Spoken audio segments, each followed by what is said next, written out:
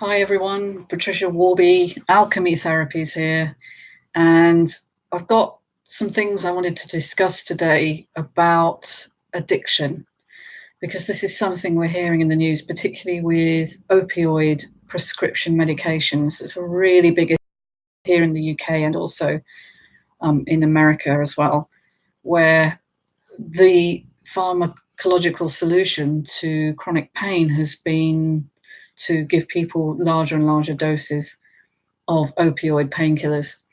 And the problem is they don't actually solve the issue. They temporarily suppress the pain, but unfortunately the brain and the body adapts and gets used to a certain amount, and the amounts then have to increase. So this is a really big problem. And we have people, I saw a video this morning on the BBC News about a woman who's, she's bedbound basically with chronic arthritis, which necessitates her having 24-hour care. And she's on massive doses of painkillers. I believe they're opioids. And she's not getting better. And her poor family are really suffering the effects of this because her husband's having to be a full-time carer as well as raise their 3 children. Now, the whole nature of addiction is a really big issue, and there aren't any of us actually who don't have some form of addiction. It's worth noting, even if you consider yourself a reasonably healthy person, you're likely to have some chronic addictions. Like, if I was to be honest with you, caffeine is a big addiction for me. Without caffeine, I do feel sluggish. If I don't have my fix, I get a headache, so that's a definite sign. I also love chocolate. Who doesn't? But that's an addiction, because if I don't have it, I feel the lack, and it's an emotional feeling. In the past, I've also been addicted to work and stress hormones, so high stress situations and pushing myself. So even though I wouldn't describe myself as an addict in any conventional sense, I would say all of us have some form of compulsion, which is driven actually by your childhood history. And those of you who know me and you know my interests, I'm a therapist, but I work specifically with chronic pain and the traumatic component to chronic pain. So my understanding is that our childhoods do impact the people we become, and therefore the diseases or conditions because the mind and body are in constant communication.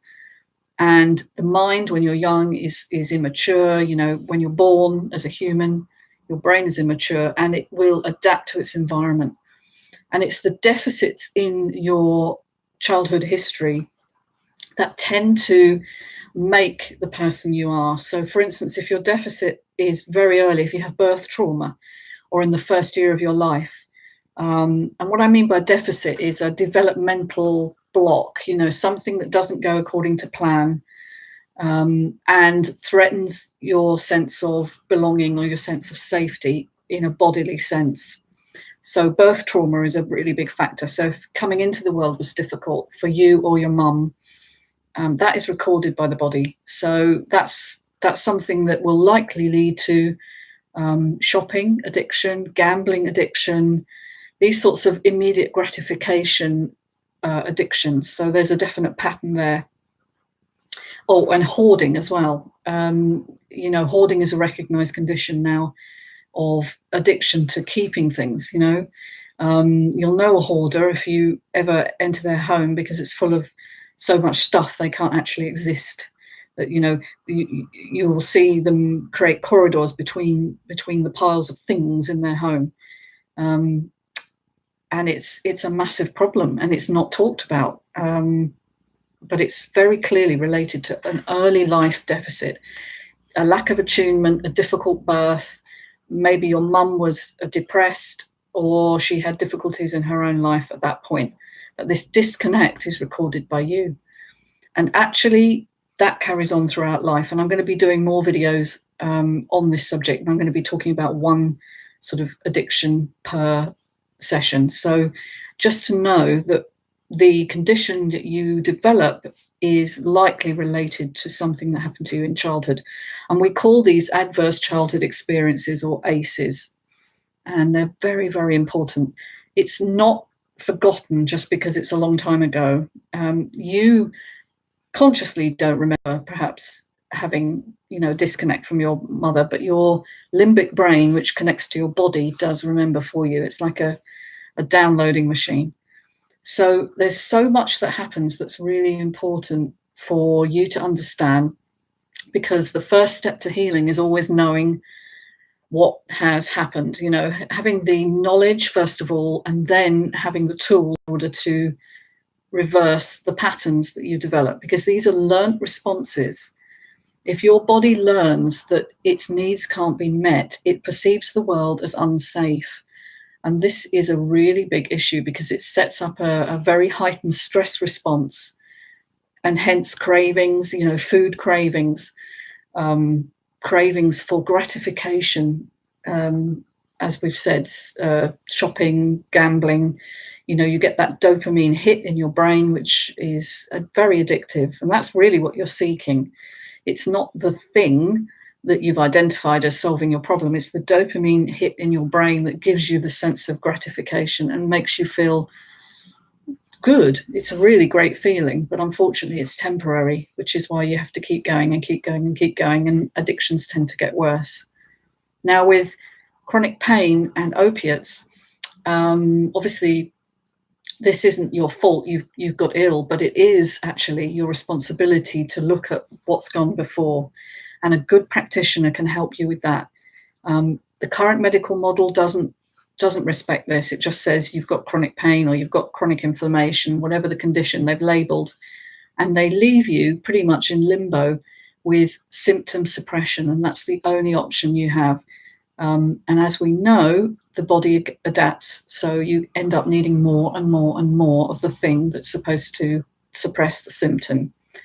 So the only way to heal that I know is to really look at the whole life, not just the condition you have, but to see how you have become the person you are, and learn to tolerate and trust your own emotions, your sadness, your anger, your frustration, and be shown how to neurally re-regulate those emotions so that they don't feel like they are happening now all the time, which is the nature of a traumatic memory, is it feels like it's happening now. So all the things that have ever happened to you feel like they're happening now, and that's overwhelming for your nervous system, and it translates into inflammation, and it creates pain and dysfunction in your body.